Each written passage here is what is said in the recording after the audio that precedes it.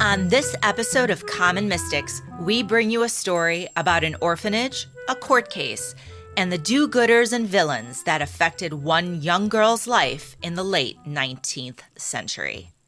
I'm Jennifer James. I'm Jill Stanley.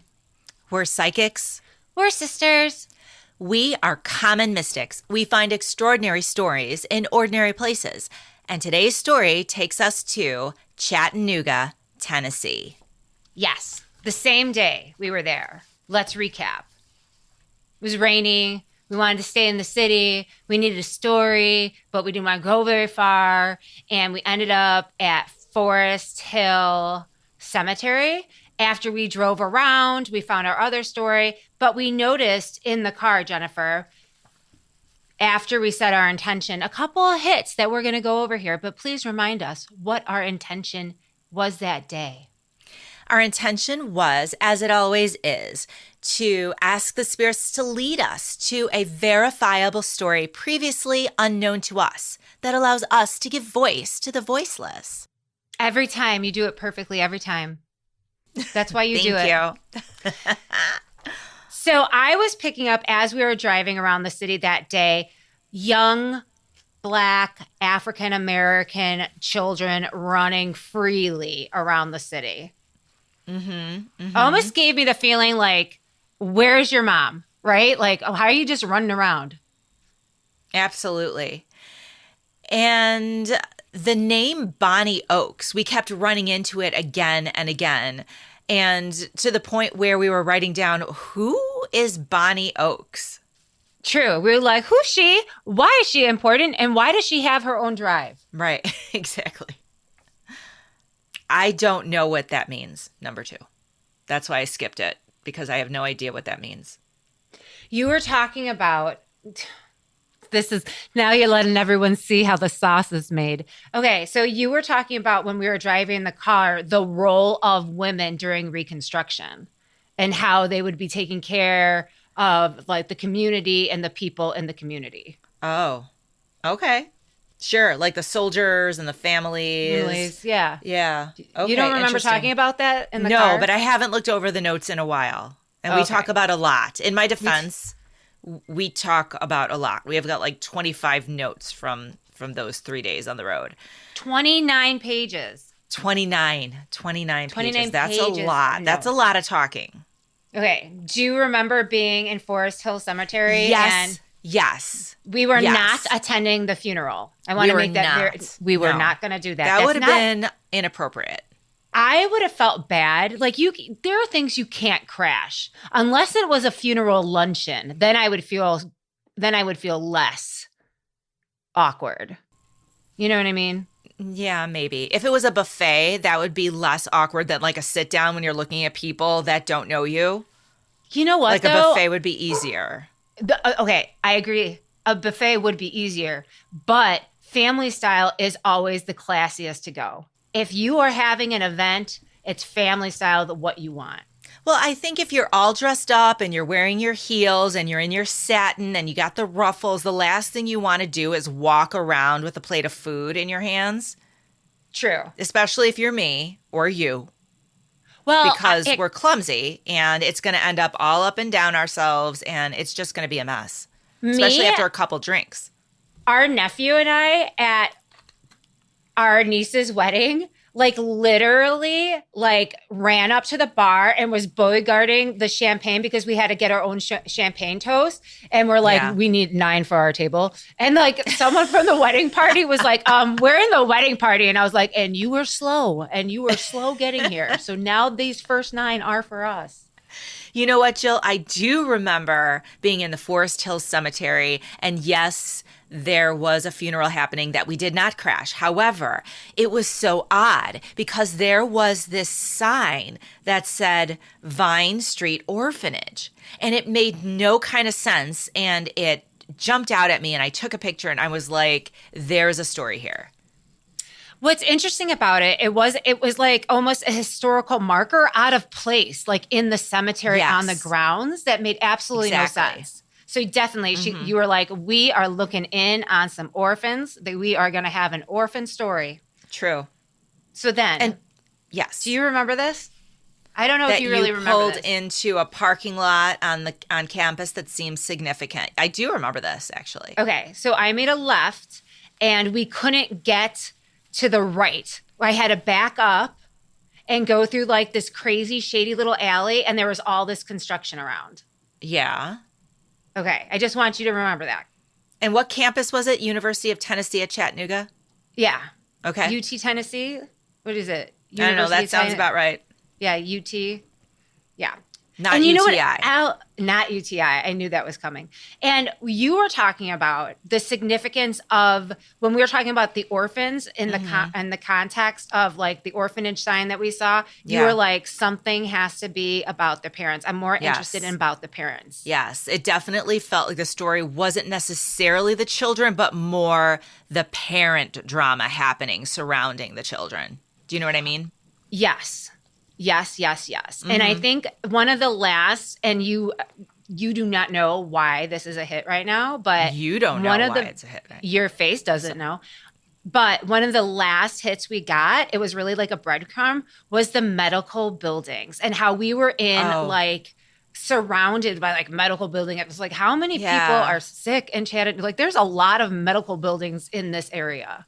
Well, the funny thing was we were just driving around doing what we do, and we end up in this sort of medical complex with like the surgical center over here and the cancer center over there, and we could not get out. We were just like, wow, we are stuck in this like hospital setting.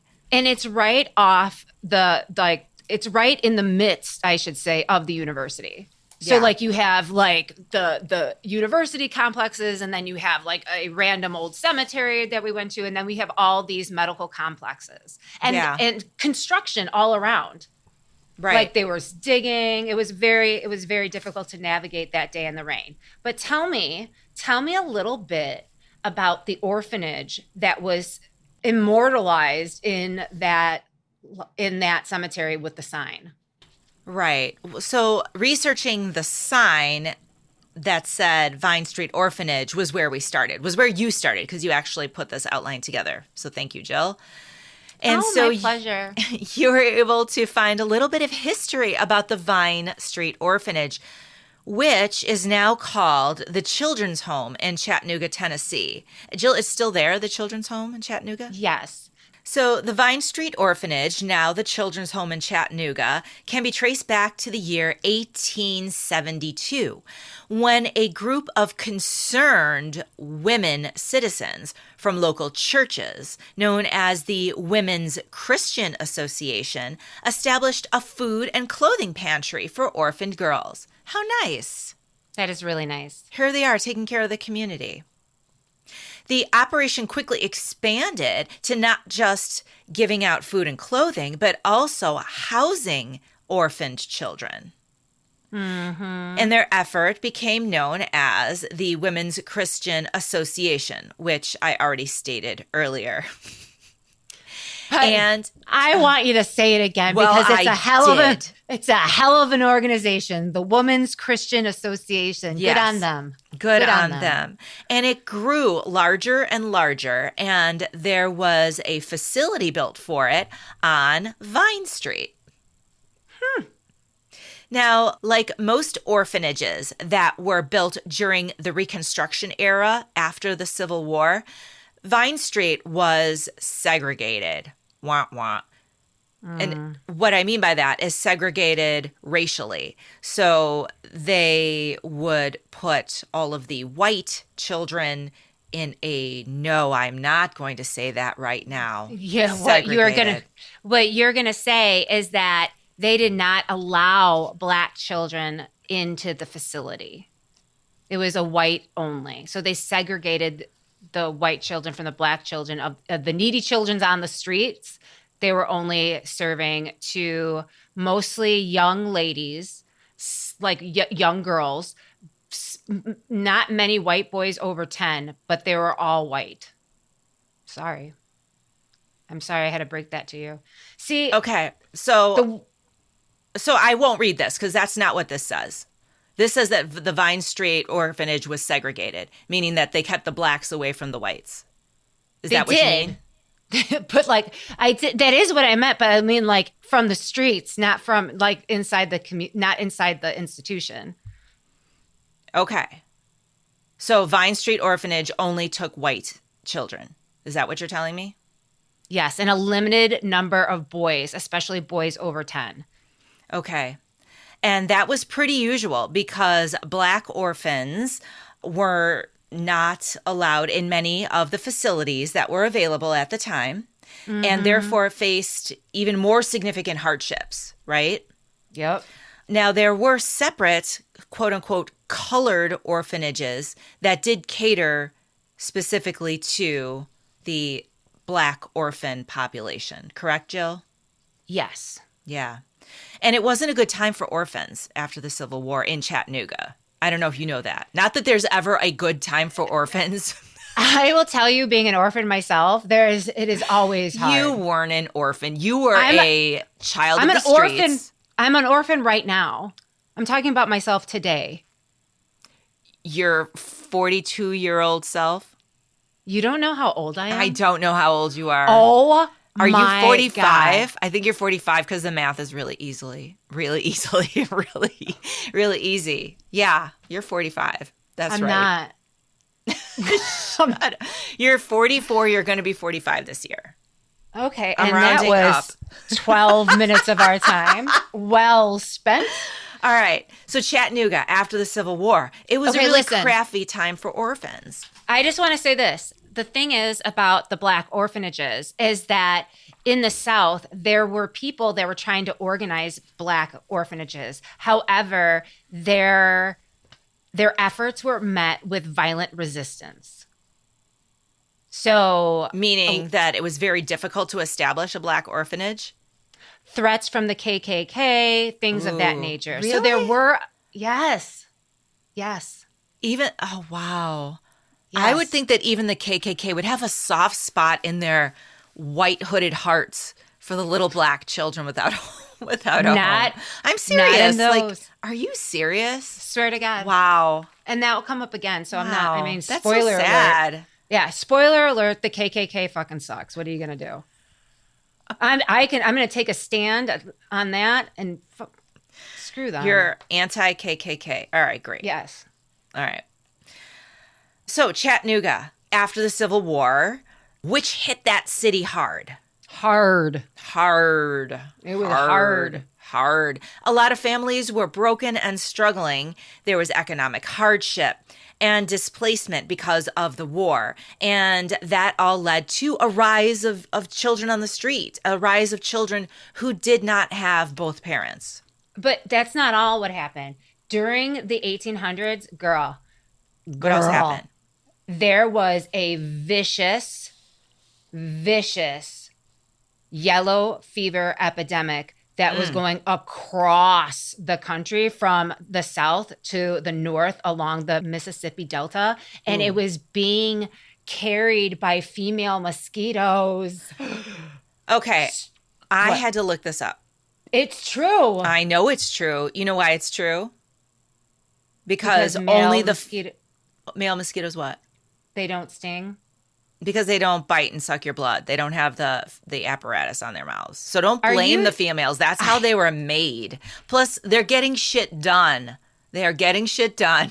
Wow. I did not think that you would be on the side of the female yellow fever carrying mosquitoes.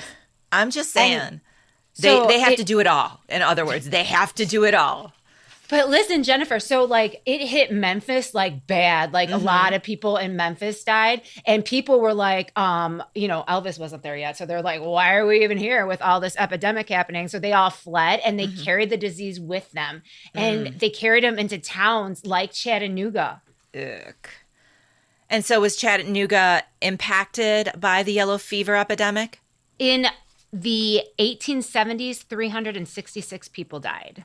Wow. But the epidemic lasted during the mid to late 1800s. So I was only counting in the 1870s. Right. And the more people die, the more they leave behind their kids, right? And the more the surviving family members are destitute. So that's terrible. What a terrible time. But there was more. There's how much more. more can we take in the 1870s in Chattanooga? You're bringing me down.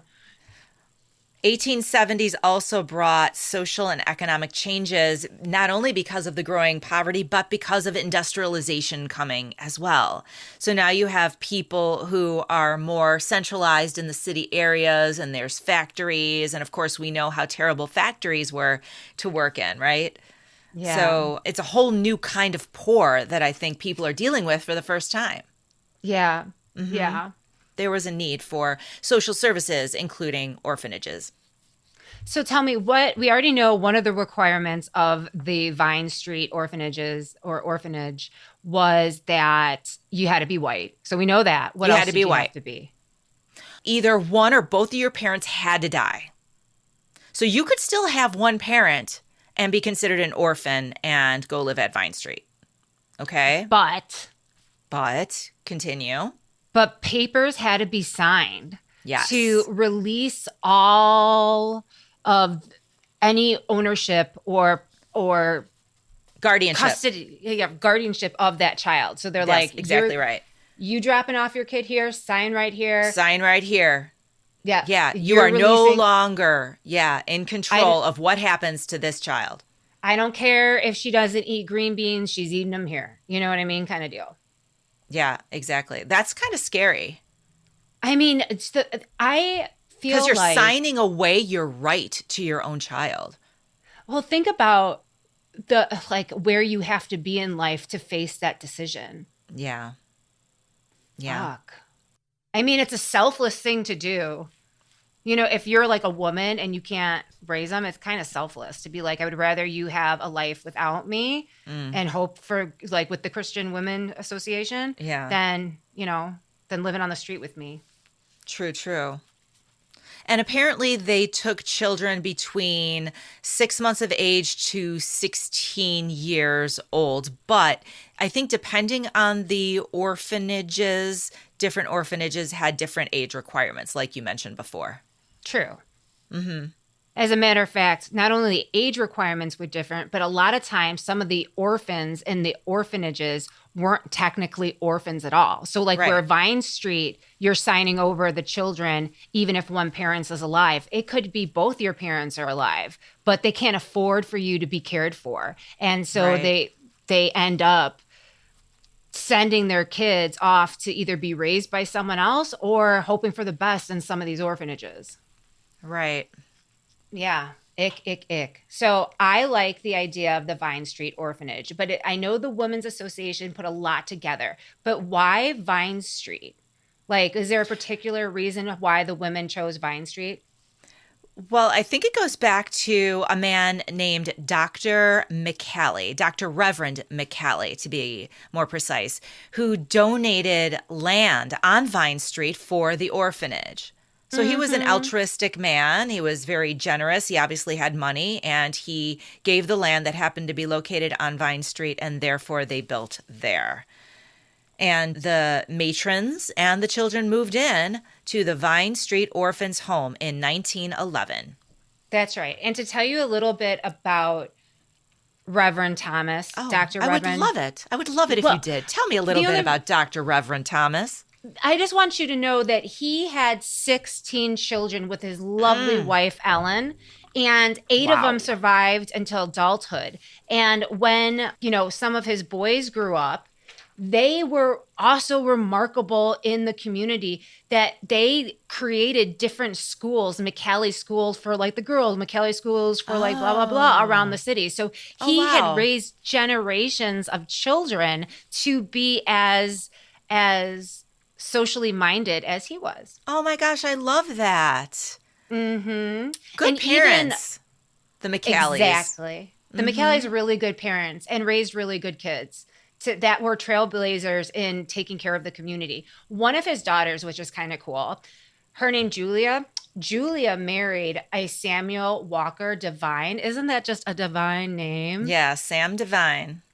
And he also became a really well-respected individual in the community. He was a true visionary that played a key role in driving the city's progress and passion and growth. He drew the city's He was really influential in the progression of the city, and he was part of the development, or they called him the father of rapid transit in Chattanooga. And he was like the president of the Chattanooga Railroad and Light Company, leaving behind a crazy ass legacy, and he made a lot of money. And I think Sam Devine is going to feature back in our story a little later. That's true. That's why I'm bringing it up, not just because I like his name. Okay, great.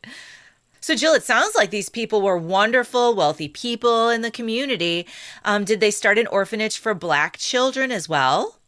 They did not, no. But they did give a lot of themselves. But there is someone coming to Chattanooga that is going to be a champion of all children. Okay. All right. I'm here for that. And who is that, Jill? Her name's Almira. Am I saying that right? You are. Thanks, Steele. You tell me about her. Where's she from? Okay. Almira Steele is so influential in the history of Chattanooga social services.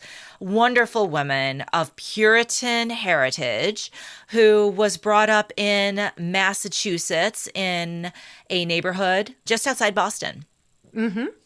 She was raised in a comfortable home financially and was rooted in Christian values. And she was an abolitionist. She joined the abolitionists at a young age, which meant that she was a proponent of freedom and the abolition of slavery in the United States. Isn't that something? Yeah, I love that. After finishing her education, she became a teacher, and then she became a principal of an elementary school. I almost feel like you were this woman in a past life.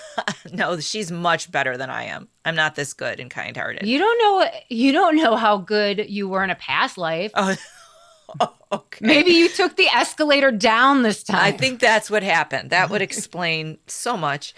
So then in 1870, she married a man named Walter Steele. But just 3 years later, he died suddenly, and she was left a widow with an infant daughter, Myra. In 1880, she made a life-changing decision, Jill. And she decided she's going to leave her job. She's going to sell her house. She's going to sell the store that her husband left to her and followed what she believed was her true calling. I almost have goosebumps right now because I feel like who does that? This is the dream of so many people. Like you think about this all the time. If only I was brave enough to sell everything and follow this passion. And she actually did it. But not only that, her passion was something to help others. It wasn't like she had a passion project she wanted to do. I want to go to travel around the world. She wanted to take the money that she made teaching and her husband's legacy to create a better place for other people. That's right. And so she created the Steele Home for Needy Children, which was founded in Chattanooga, Tennessee in 1884 by Almira Steele. She used her own money to do this, and she also lobbied other organizations to help fund because she probably, needed help. Takes a village, my God. Now, her Chattanooga orphanage served as a home and a school for the children and offered them a, quote, Christian education and industrial training, which so these is kids, so progressive. Yeah, right. These kids were not like little orphan Annie kids, sweeping the floors and stuff. They were at school. She was teaching them. That is amazing. Hoping that when they age out of the orphanage, that they would have opportunities to serve the community in their jobs. Right, so that they could get work. Right. I love that. That's so progressive because she's teaching them how to work in the factories, how to be successful in the industrial world, which was changing and must have been scary. So, wow, that is incredible. This woman really was a trailblazer in so many ways. Read the next thing because this is special. This is special. Why don't you say it because you're all excited? No, you say it. No, you do it. No, you say it. I want you to say it. I like when you say things. She opened the doors of her home for needy children, not only to children of color, but also impoverished white children who were rejected by other orphanages. So like Vine Street was taking only boys of a certain age and they wouldn't take black kids. So if there was no room at Vine Street, she was taking every kid. And she said, I turn away no children. Oh That my was her. gosh. She's like, I turn away no children. Jill, I looked this up. There are other reasons why children might be turned away, why other white children might be turned away. Were they biters? Yes, behavior issues. Any child who had like a behavior issue, they could turn you away and be like, nope, too difficult. Also, if they had an illness or disability, if they were disabled in any way, they might be turned away and probably were. Also, like some hoity-toity Christian organizations wouldn't take you if your parents weren't Christian or if you were conceived out of wedlock. They wouldn't take you. So wrong. I know. And then certain other ethnicities too. Like if you were Asian, Latino, Native American, they wouldn't take you. So yeah, I think that says so much about Almira Steele because she took any child in need, even if they were a biter. That's insane in the absolute men. Even if they were an Asian, illegitimate knee biter, they still took you. Or what if it was like a mouthy, very large white child Behavior disorders that looks like a sumo wrestler, can eat quite a bit in her weight, and bites? She would take you, Jill. She would take me. She would take you. I had a home. Yeah. That's how we met in a past life then. That explains our connection and our relationship. Well, you're always taking care of me. Yeah. So, okay, I want to tell you. Yes, I have to tell you this because I've been waiting. Okay. So, Chattanooga was not her first choice. It wasn't? Tried. No. She tried to start another orphanage in South Carolina. In South Carolina? In South Carolina, but the KKK ran her out of town. And that's why. That's why she ended up in Chattanooga. Now, this is another thing that dude, you don't even know. Another thing that I found out a year after she put all her money, lobbied all this effort to build her orphanage or her steel home for the needy children. Yeah. An arsonist burnt it to the ground. Shut up. No, I swear to God. Swear to God. The woman had balls of steel. What is wrong with people? They didn't want the interracial, they didn't want white children being housed with black people and treating them as equals. Like, not the fact. Unbelievable. They didn't even care about children. I know. But listen to this. It gets better. So in the papers, the city officially said there was a black woman in the area when the arson happened. And they suspect it was a black woman whose child was being cared for by Mrs. Steele. And so when reached for a comment, the newspaper reporter asked Miss Steele, like, do you think this was started by someone whose child, a black woman whose child you're taking care of? And what'd she say? She said, it's more likely a white person who didn't like the care for all children that she provided. Oh, wow. So she was like, she was like, yeah, more likely some fucking racist prick. Wow. Good for her. How incredible. What an incredible individual. Yeah, no, she really was something. Could you even, but to even have, first of all, being ran out of the state of South Carolina by the KKK, to have, and the night of the fire, like one of her students saw the blaze and she was very calm, walked them out. You know what I mean? Like, this, like her, like literally had steel balls. Like I would be flipping out. The fire was in Chattanooga, right? Right. In her home. A year after it opened. Oh my gosh. It opened People in December. Are awful. They burnt it down before Christmas in November, around like Thanksgiving. But she rebuilt. But of course she rebuilt. But still, that's shitty as fuck. And a lot of, this is another thing, a lot of wealthy people in the town helped her rebuild. So she didn't rebuild in a vacuum. So like Yeah. Mr. The good McCallie, citizens, the good, citizens, generous, yes. big-hearted citizens who cared about all children, no matter what their racial background, helped her. Oh, she is amazing. Nonetheless, she found herself in a trial, in a legal battle in 1903. Yes, she did. Who could Yes, she did. possibly take this woman to court? She is Girl. she for seriously, she can do no wrong in my book. What's this about? You know, she was not. This wasn't her only trial, but this is the one that we are talking about. She was really put up as an example, and there was a lot of times that people fought against her just because she was educating children of different races in the same manner. So this is the one like that we're talking about, but she was on trial a lot. She had to testify a lot in her own defense. Wow. Yeah. Wow. Yep. Okay, so 1903, a court case involving a foster child by the name of Lily Jennings, correct? Correct. And Lily Jennings, go ahead. Some claimed her last name to be Sunderland. Sunderland.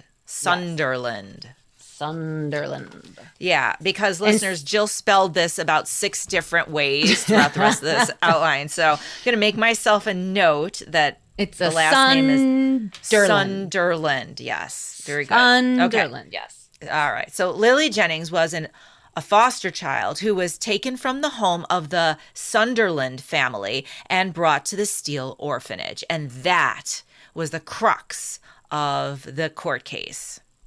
Yes. It was an habeas corpus proceeding brought to you by Frank Sunderland and with a counsel out of Knoxville, Tennessee.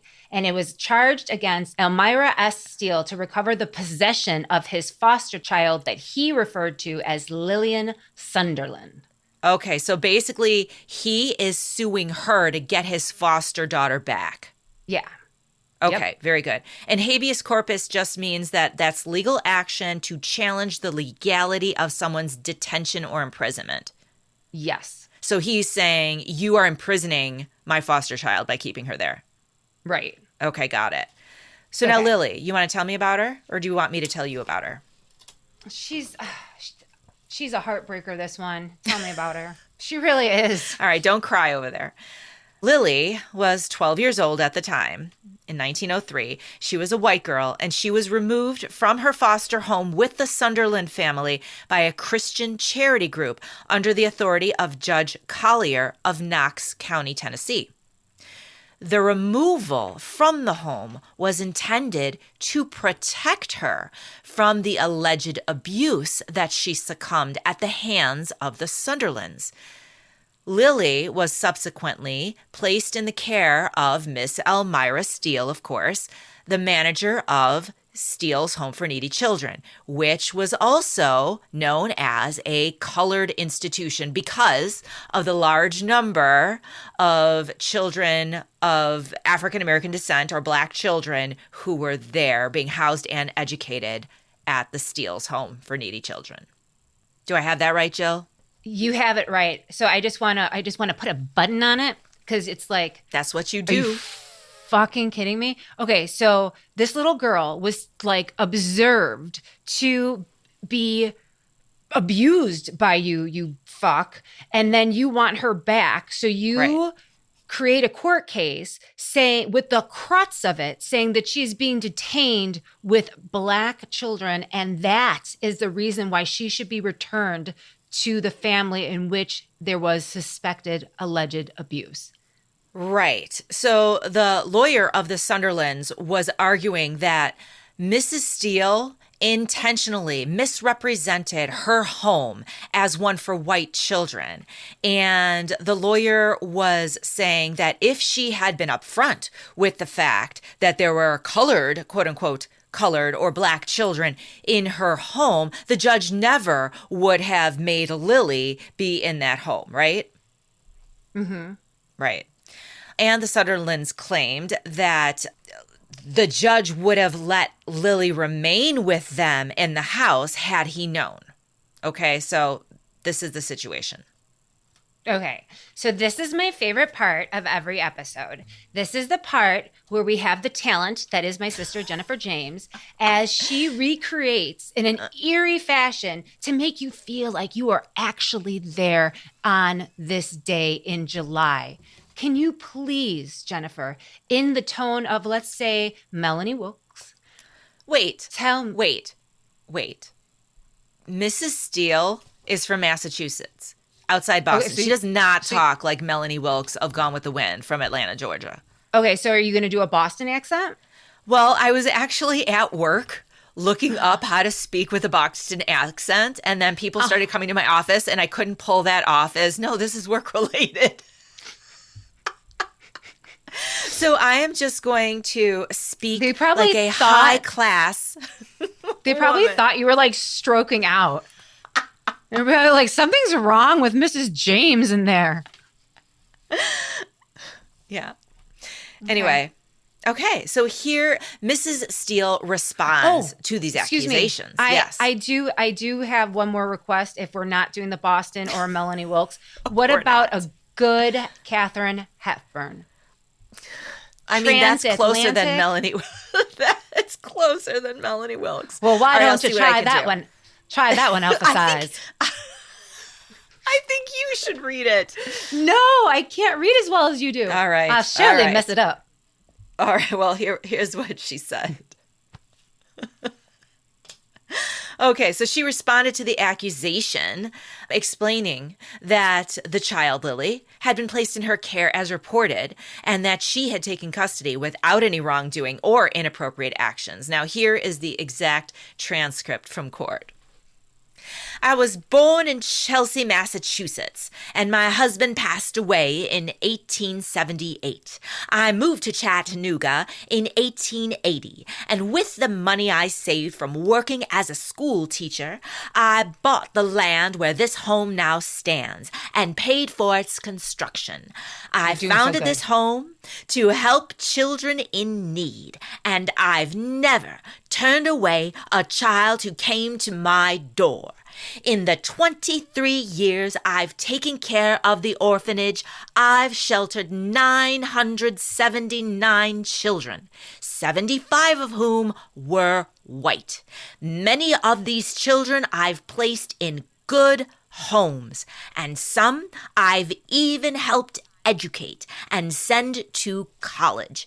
Some children came to me after being turned away from the Vine Street home, which only accepts children from the county and usually not boys over 10 years old. One particular case stands out to me. Before I left for Chicago, I received a letter from the YWCA in Knoxville asking me to take in a child. I asked her to hold off until I returned, but the child arrived at the home during the night, brought by the Knoxville police matron. She was almost entirely uneducated, so I taught her to read and write. She even joined us at our summer school in Summit.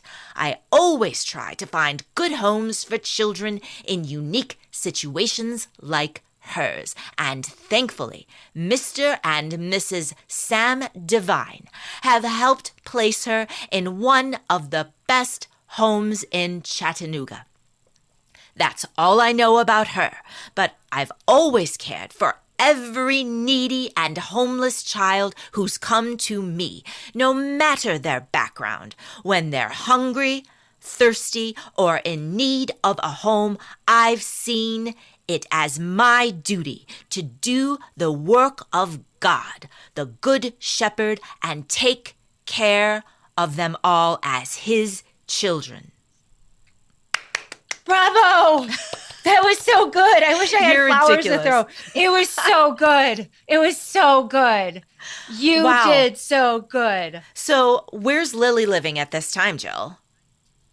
She's with the Divines. She's with the Divines. Samuel Divine. Walker Divine with Julia Divine. Yeah, Julia, who is the daughter of the founders. McCallie. Yeah, the founder pretty much of Vine Street. Yes. Yeah, he was the rich doctor reverend that gave the land to Vine Street. Wow. He opened other schools to educate children, and now she's living in one of the most prestigious families in Chattanooga who developed like the railroad industry here. So she's placed in a good place. So All right. What in the fuck? I mean, yeah. I mean, how could you do better, right?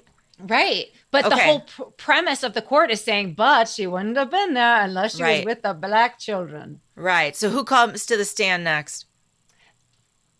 Are you ready? Yes, Jill. I'm ready. Okay. Who is it? Mr. Sam Divine himself takes the stand. Now, how on you think of like the old actor that talks about diabetes. What? Yeah, you know what I'm talking about? No. Which old actor? You mean on like the infomercials? Yeah, and he talks about diabetes. That's how I think you should read this one. I don't know him, and I'm not going to talk like he has diabetes. How did you not? You're just going to, I am not a voice actor. You put me in these situations, and I feel ridiculous. I just love it. Are you ready? Okay. Are you ready? Okay. Yeah. Here's Sam Divine. Remember, diabetes. Stop. That's how you get into it. You know who I'm talking about. Diabetes is a serious disease. Can I show you who I'm talking about? It's not a laughing matter. Who is it? Say the name. I don't know his name. I just know. I'm gonna say it, and I'm gonna Google it. And we're gonna find out why. All right. I'll talk about. Are you ready? Here's Sam Divine. I have known Mrs. Steele for over 21 years, and throughout that time I have always regarded her as an honest and straightforward woman. She paid for the land and the construction of her first home entirely from her own earnings, and during her time here, I believe, she has received very little assistance from the county.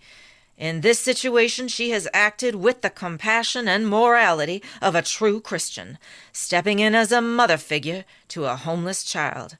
I am committed to ensuring that this child has the opportunity to be heard before being returned to the care of individuals who abused her so severely that she still bears scars on her forehead from a blow inflicted by a poker. So what he's saying is like the court needs to talk to this little girl because it's obvious. Talk to Lily, and she's got like a scar on her head from a poker. That is ridiculous. Yes, Wilford Brimley is the diabetes. I don't know who that is, but I believe you. He's probably very, very famous, or was 50 years ago.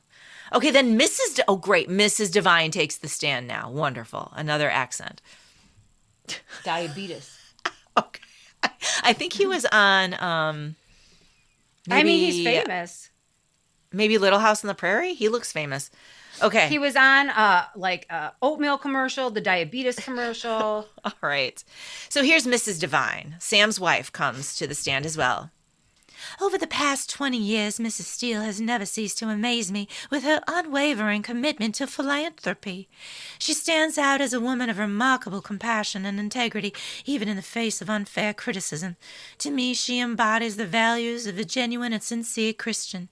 Take the case of the little girl she has taken under her wing. When the child first arrived, she could barely recognize the alphabet, and now, thanks to Mrs. Steele's dedication, the progress she has made is nothing short of extraordinary, all within a very short period. It's like a testament to how much care and effort Mrs. Steele pours into everything she does. If it came down to it, I would gladly take the child into my own home, rather than see her return to parents accused of abuse. She's a bright, sweet little girl, with an innocent face that immediately tugs at your heart.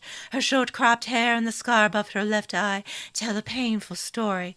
One, she says, began when Mrs. Sutherland struck her with a poker during a fit of rage. This child deserves a safe, loving environment, and Mrs. Steele has given her just that. Are you crying? Are you crying? It was beautiful. Don't cry. That was beautiful. That was beautiful. Okay, finally. You have to Finally, stop writing these Jennifer. quotes for me. No, they're That fun. last one gave me a sore throat. Oh, I now know, I heard Lily. it.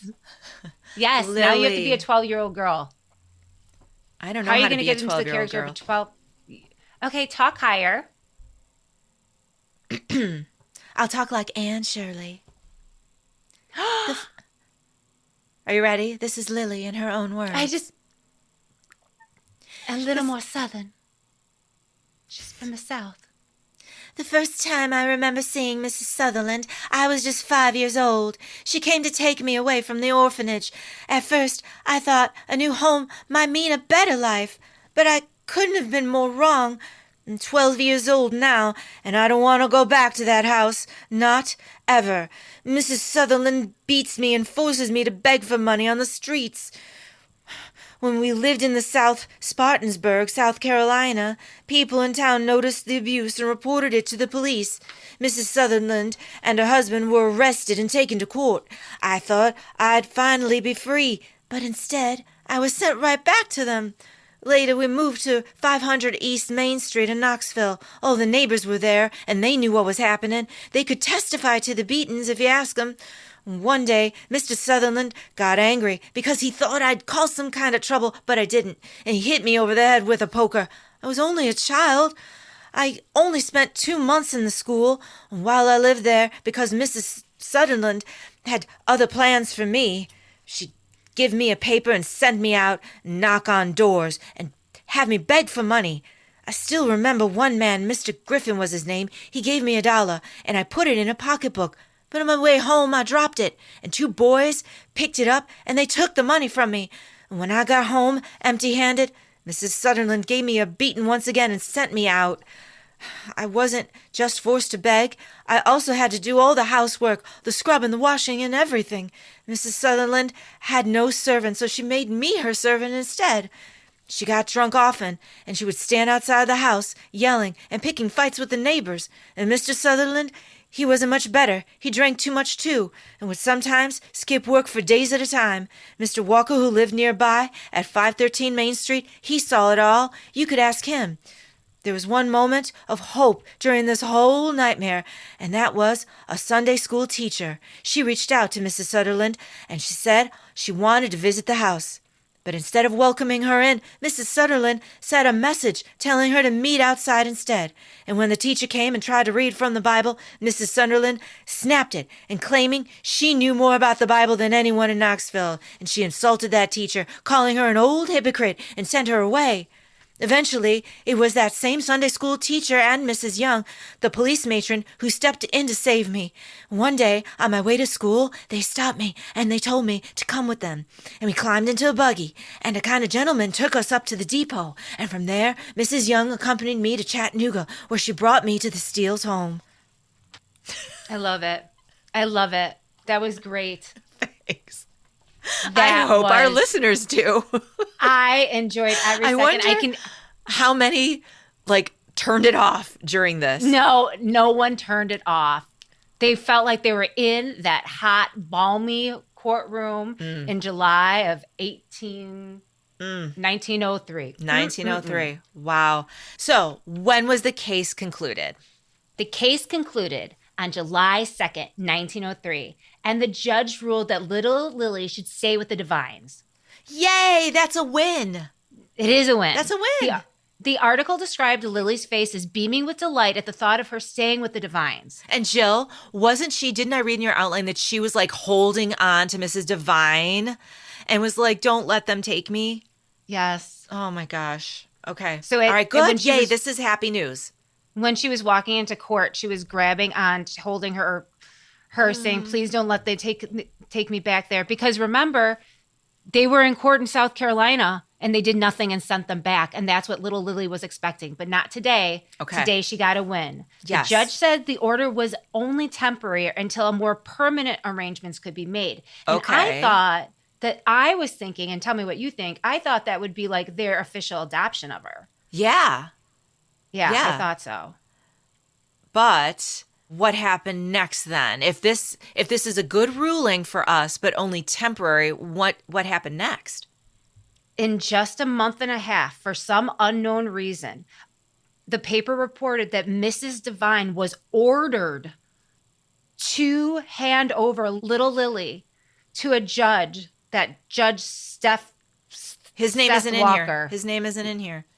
Well, I think We it's don't Seth care what Walker. his name is. I think it's Seth Walker. Okay, That I think bastard. you're probably making it up. But over to a judge in the Hamilton County court system. Okay, I am so confused. Why was she ordered to give Lily over to the judge? And then what happened to her? What happened to her after she was in the custody of Judge Seth, whatever his name is? Jill? Of the Hamilton County Court. Jill, you have to answer to this. Explain yourself. Well, I didn't order it. So she was ordered. The Devines were crushed. Oh. For whatever reason, a judge ordered her outside of that family, which So what seems, we don't know. She's lost to history.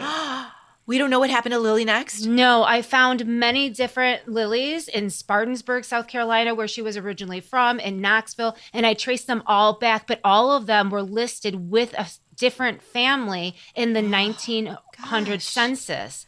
And there is no 1800 census because the records department in the Capitol burned. So all I knew is little Lily was found in the 1900 census with the Sutherlands. And so I couldn't find her after that. Great. So we don't know what happened to Lily. Fantastic. But I do know because of the census records that she did not end up back with that family. Well, that's good news. That's good news. Okay. So Jen, our little Lily is lost to history. Yes. And I'm kind of pissed about it, by the way. I know, it's not a feel-good story. That's why I No. told you she's a heartbreaker. But like I said, she wasn't listed on the census records with that family. So that is a good thing. All right. What happened to Almira? So this is what I have to tell you about Almira. Almira Steele. All these years that she and her daughter were helping her run the Steele Home for Needy Children, Yes. she nor her daughter ever took a salary for their tireless dedication to the orphans. Shut Remarkably, up. they never even asked for donations. Instead, Shut support up. support flowed in naturally to their community, through the community, by word of mouth. So people were like, this is a good woman doing good things, and they would just donate money. And remember, my God, that makes me want to cry. it makes me want to cry so much because, like I said earlier, this woman was under really harsh scrutiny from other types of people in the community. So to have like wealthy people like the Devines like rally around her and to make sure her cause was still able to work is amazing. Mrs. Steele would often share stories at church and at camp, bringing along some of the children to share inspiring testimonies, leaving the audience deeply moved. Beyond donations, Mrs. Steele also relied on her own estate that was built by her husband and bequests a substantial legacy from her father and contributions from two of her aunts. So like So her she entire used family money. her entire everything. She put Wow. her whole life into this, even her daughter's life. In 1919, the impact of the Steele Home for the Needy Children came full circle. Former orphans, now adults with their family, came to join with others to establish the Chattanooga's first Black Seventh-day Adventist church on Cross Street. But it That's didn't stop- incredible. Yeah.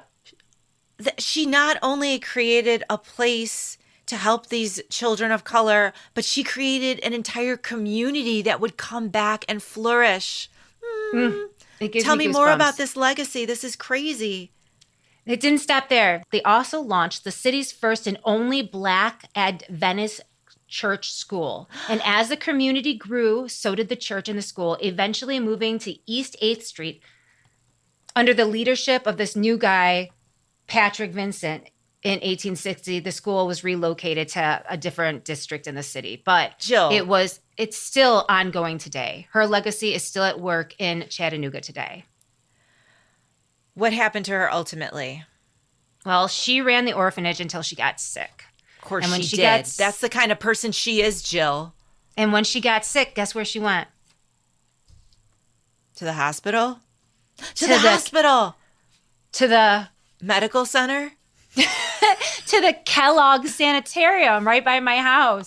The Seventh-day Oh my Adventist. gosh. The Seventh-day Adventist started in Battle Creek. So when she got sick, she went to the Kellogg's sanitarium right by my house. Oh my gosh.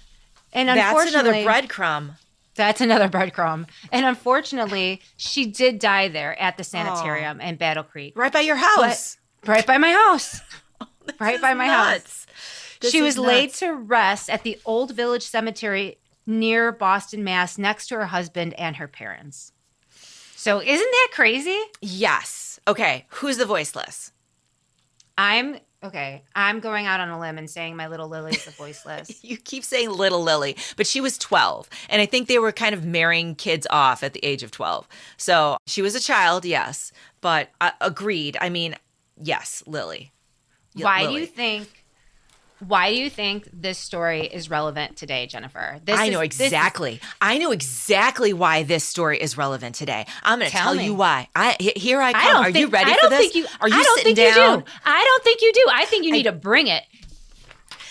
Jill, the world that Almira was living in was not only economically harsh, but it was racist and unfair to so many different groups. Like all of society, the communities that she lived in were like this, right? And so what she did as an individual is she changed her life by selling everything and went out on a limb to do something good for others. She saw adversity and she saw hardship.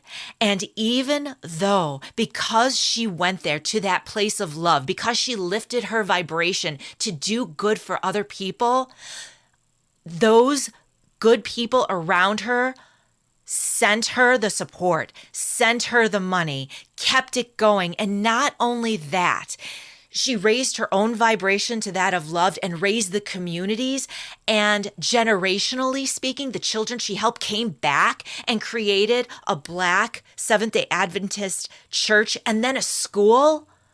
I mean, this just goes to show how even when things around you are shitty, even when it feels like the world is unfair and difficult and falling apart and there's obstacle after obstacle in front of you, if you can go to that place of love, if you can do for your neighbors, you will just raise the entire vibration of everyone around you and the good people will rise together and change the world. I love it. And not only that, like I said, that school that she created that was relocated to Avondale district is still going strong today. I love it. It's still going strong today. That's her legacy. And it just keeps going. And it just keeps going. And she didn't do any of it for personal gain. None of it. As a matter of fact, she had personal perils because of it. Yes. The court cases. Wow. What she had to what defend an herself. amazing woman. Okay, so getting back to our hits, the Black children running around freely in the city. I think they were probably orphans and they didn't have no place to go. I think they're orphans, but you know what I'm also envisioning? That they had recess time. Oh my God. How much do I love that? Of course they did. They were out running around. And most of them would have been Black because, like she said, she had 70-something kids out of about 1,000 who were white. So they were mostly Black. That makes me happy. And during the Reconstruction, women stepping up and taking care of things, they did. They did. The YWCA.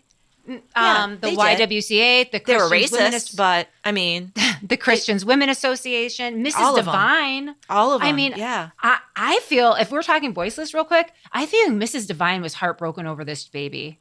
Mrs. Divine was a really good woman. Yeah. Okay, so what about Bonnie Oakes? Kept coming up and up and up again. Who is Bonnie Oakes, Joe? She is not a woman. She's a man. She can be whatever she wants nowadays. It is 2025. It's a plot of land that was given to a place to start an orphanage. So it was a different orphanage that ultimately combined with the Vine Street orphanage, but it was given, the land itself was called Bonnie Oaks. So that's when we were picking up on Bonnie Oaks, we were picking up on the orphanage, that orphanage energy. Wow. Yes. Wow, I love it.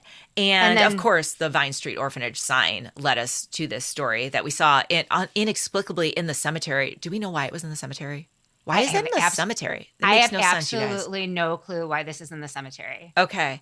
Yeah. And of course, this story is mostly about the actions of the parents and foster parents, right? Of this story. Right. Tell me about the But medical building. you're going to flip your ever-loving psychic mind.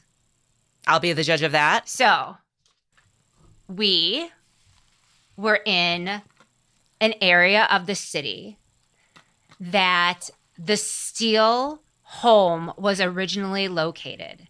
And in recent years, there is something called the Steele Home Archaeological Project, where they're blocking off parts of the city where the Steele home served over those hundreds of children, right? Okay. And they're digging on the site that was where that home originally was, because they wanted to build another building, a medical building at the University of Tennessee, but they felt it was their responsibility to dig up whatever remains of that Steele home that she created. So holy crap. So all that construction in that area. They were excavating the foundation of the home. That is insane, because you and I were trying to find the orphanage. Do you remember driving in circles around the construction trying to find the orphanage, and we couldn't find it? That's because it's not there. It's because it's not there. Not only that, but the intersection. I can't believe that. Are you telling a lie right now? Is that really true? Yes. All right. So the intersection. Go ahead. Sorry. Okay. So when we pulled it, I can't believe I have to honestly convince you of this. This is what we do. So that's really insane. When we were in the car and we were stopped in that random parking lot. Yes. The orphanage would have been to our right and a little bit ahead of us. And then we couldn't get that. So I backed up the car. I remember exactly what you're talking about. We couldn't get there. The car. And I backed up and I went east and I made a left. And that's where they're digging to create the new. That's where they were digging for the home. Why are you so psychic? Why are you so psychic? You're a psychic driver. That's what you are. You are a psychic driver. It's just crazy. Because we weren't looking for the Steele Home Orphanage. We were trying to find the Vine Street Orphanage. And for whatever reason, we found the Steele Home Orphanage and where they were excavating. Very good point. Very good point. So, Jill, moral of this story is, in my opinion, the world sucks right now. The world sucks. But if you can get past it, if you can make decisions with love, if you can do that, then you will raise the vibration and change the world. For generations. For generations to come. Oh, my word. Miss Steele, right? She's what else. A roller coaster ride this outline was. Thank you for putting this together. I enjoyed this. I hope our listeners did. I really enjoyed the voice work, but I also wanted to say, God bless the Divines, because they did everything in their power to protect that child. I don't know what happened. And I tried to find her. I may still try to find her as a pet project, because I want to know what happened to Lily. Well, you let us know, and people can find more of us on our Patreon page. Thank you to all your listeners, and thank you if you subscribe to Patreon, because you are literally keeping us going and keeping the lights on in here. You guys are the sweetest thing ever, because we were all wah, wah, we don't get any feedback. And now I'm getting a flood of feedback. So I love you guys. Thank you for listening to us. It really does bring our spirits up. Yeah. So thank you. Thank you for encouraging your common mystic psychics. Yes, keep it up. Keep messaging us. Keep emailing us. We want to hear from you. We love you. And scheduling the readings. We love to do that. Okay. Check out our website, commonmystics.net. Find us on all the socials at Common Mystics Pod. If you want to schedule a reading, please do a direct message at Common Mystics Pod in our either Instagram or Facebook page. Until I can fix the website. Until we figure out the website. We love you guys. Love you. We're the worst. We're please just go around our construction, because we're really tired. We're really slow and we don't have time to research, and we're so sorry. Our fans put up with a lot. You guys put up with a lot. I love you so much. Bye-bye. Bye. This has been a Common Mystics Media production. Editing done by Yokai Audio, Kalamazoo, Michigan.